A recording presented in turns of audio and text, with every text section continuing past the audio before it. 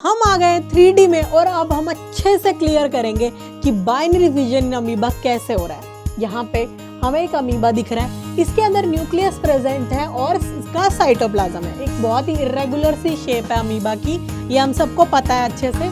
अब इसके अंदर डिवीजन करते हैं तो सबसे पहले न्यूक्लियस स्ट्रेच हो रहा है, न्यूक्लियस डिवाइड होगा यानी कि कैरियोकाइनेसिस हो रहा है और साथ साथ उसके बाद दो न्यूक्लियस बने और साइटोकाइनेसिस भी शुरू हो गया।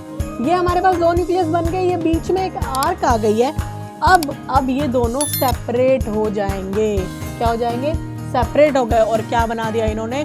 दो डॉटर सेल्स बना दी, दो डॉटर अमीबा बना दी। तो जो हमारे पास पेरेंट सेल था उसका डॉटर सेल्स बनने के बाद कोई आइडेंटिफिकेशन नहीं है। ठीक है, अब ये डॉटर सेल्स ग्रो करेंगी और आगे फर्दर अपनी लाइफ प्रोसेस को शुरू करेंगे। ठीक है, तो ये हो गया हमारे पास अमीबा का बाइनरी फिजन। चलिए अब देखते हैं हाइड्रा में बडिंग कैसे होता है।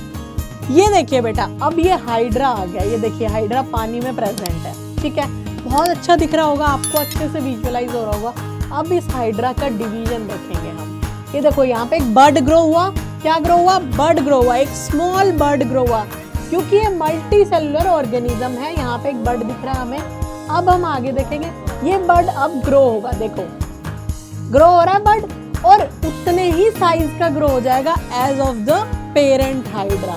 और जब ये उतने साइज का ग्रो हो गया, अब ये डिटैच हो गया और अब ये न्यू ऑर्गेनिज्म बनाएगा। क्लियर हुआ?